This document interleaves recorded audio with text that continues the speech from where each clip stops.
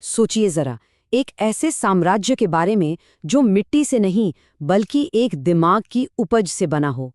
मौर्य साम्राज्य की कहानी सिर्फ एक महान योद्धा की कहानी नहीं है, ये कहानी है एक ऐसे मास्टरमाइंड की जिसने, कह सकते हैं कि, इतिहास का रुख ही मोड़ दिया। तो सवाल ये उठता है कि आखिर शून्य से, बिल्कुल स्क्रैच से एक साम्राज्य कैसे खड़ा किया जाता है? क्या ये सिर्फ तलवार और फौज का खेल है, या इसमें कुछ और भी है, कुछ ज्यादा गहरा?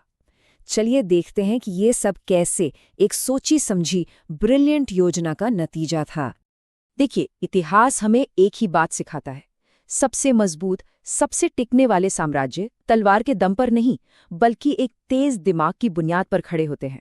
मतलब, ताकत आपको एक जंग तो जिता सकती है, पर एक सही प्लान आपको पूरी दुनिया जिता सकता है। तो हमारी कहानी शुरू होती है प्राचीन भारत से। उस दौर में एक बहुत बड़ा साम्राज्य था, मगध, जिस पर नंद वंश का राज था। अब ऊपर ऊपर से तो ये बहुत ताकतवर दिखता था, लेकिन सच तो ये था कि अंदर ही अंदर ये खोखला हो रहा था। ये एक ऐसा राज्य था जो बस गिरने को तैयार था। तो एक तरफ था राजा धनानंद, लालची, घमंडी और जिसे अपनी प्रजा बिल्कुल पसंद नहीं करती थी। और दूसरी तरफ थी जनता, जो निराश थी, तंग आ चुकी थी और बदलाव के लिए बिल्कुल बेताब थी। अब आप ही सोचिए, ये तो एक विस्फोटक मिक्सचर था और राज्य की नींव बहुत कमजोर हो चुकी थी। और इसी उथल-पुथल के बीच कहानी में एंट्री होती है दो एक्स्ट्रॉर्डनरी लोगों की। एक थे चाणक्य, एक ब्रिलियंट स्ट्रैटेजिस्ट, और दूसरे उनके नौजवान शिष्य चंद्रगुप्त मौर्य। ये वो दो लोग थे जो इतिहास बदलने वाले थे। इन दोनों की कहानी शुरू होती है तक्षशिला की महान यूनिवर्सिटी में। यहाँ चाणक्य ने सिर्फ एक सिपाही को ट्रेनिंग नहीं दी, नहीं, उन्होंने तो एक सम्राट को गढ़ा था, उसे तराशा था, उसे जंग और सियासत दोनों का पाठ पढ़ाया। और हाँ, ये सब कोई तुक्का या किस्मत का खेल बिल्कुल नहीं था। चाणक्य के पास एक पूरा प्लान था, एक 4 स्टेप ब्लूप्रिंट। पहला कदम, सही लीडर ढूंढो। दूसरा, उसे जबरदस्त ट्रेनिंग दो। तीसरा कदम, पंजाब में अपना पहला बेस बनाओ। और आखिर में एक मजबूत सेना और खजाना तैयार करो। हर एक कदम बिल्कुल नापा-तुला था। उनके प्लान का पहला और शायद सबसे जरूरी कदम मगध की मजबूत राजधानी पर सीधे हमला करना नहीं था। नहीं, उन्होंने निशाना बनाया पंजाब को। ये एक ऐसा मूव था जिसकी किसी ने उम्मीद नहीं की थी, और सच कहें तो इसी वजह से ये इतना ब्रिलियंट था। तो सवाल है, मगध के दिल पर सीधे हमला क्यों नहीं? क्योंकि चाणक्य की नजरें बहुत तेज थीं। उन्होंने एक कमजोर नस पकड़ ली थी, साम्राज्य की पश्चिमी सीमा, जिसे अलेक्जेंडर का जनरल सेल्यूकस निकेटर कंट्रोल करता था, वो ज्यादा सुरक्षित नहीं थी। सेल्यूकस ज्यादातर बाहर ही रहता था, और बस यही बात इसे एक आसान निशाना बना रही थी। ये एक कैलकुलेटेड रिस्क था। और उनका ये दांव काम कर गया।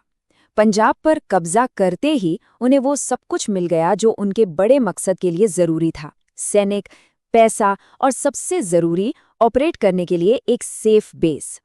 लेकिन ये कहानी सिर्फ मिलिट्री स्ट्रैटेजी की नहीं है।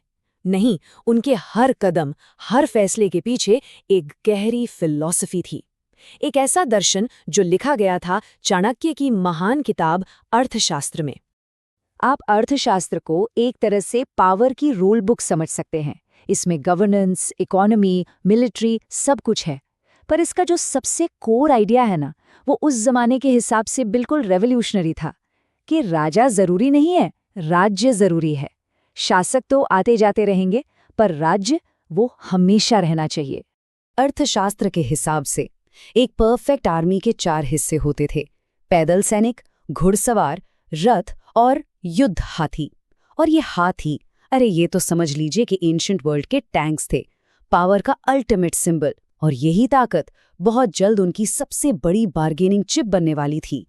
और मिलिट्री पावर की ये गहरी समझ अब उनका सबसे बड़ा डिप्लोमैटिक हथियार बनने वाली थी। और फिर सेल्यूकस निकेटर वापस आ गया, अपने इलाके पर दोबारा कब्जा करने के लिए बिल्कुल तैयार। अब यहाँ एक भयंकर लड़ाई हो सकती थी, लेकिन चाणक्य के दिमाग में तो कुछ और ही चल रहा था। एक ऐसा प्लान जो दुश्मन को दोस्त बना दे। 500। सुनने में ये सिर्फ एक नंबर लगता है ना, लेकिन ये नंबर, ये सब कुछ था। ये चाणक्य की ब्रिलियंस का सबूत था। एक ऐसी डील जिसने हिंदुस्तान का नक्शा हमेशा हमेशा के लिए बदल दिया। ये वो 500 युद्ध हाथी थे जो चंद्रगुप्त ने सेल्यूकस निकेटर को दिए, और बदले में क्या मिला?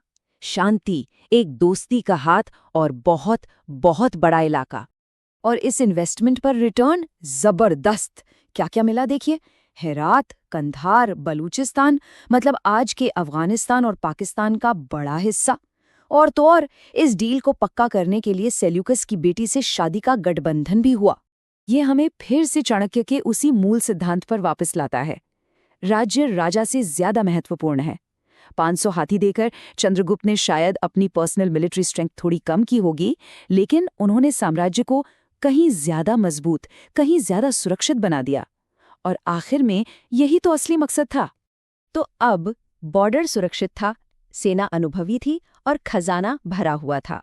अब वो आखिरकार तैयार थे नंद साम्राज्य के दिल पर, यानी मगध के सिंहासन पर आखिरी वार करने के लिए। तो एक सुरक्षित बॉर्डर, एक तजुर्बेकार सेना और भरे हुए खजाने के साथ चंद्रगुप्त ने राजधानी पाटलिपुत्र की ओर कूच किया, अलोकप्रिय धनानंद का सामना करने। अब सारी बिसात जम चुकी थी। 6 लाख। पुराने इतिहासकार बताते हैं कि चंद्रगुप्त के सेना में करीब 6 लाख सैनिक थे। सोचिए जरा, ये सिर्फ एक फौज नहीं थी, ये एक नए साम्राज्य की ताकत थी जो पूरे सब कॉन्टिनेंट को एक करने के लिए तैयार थी।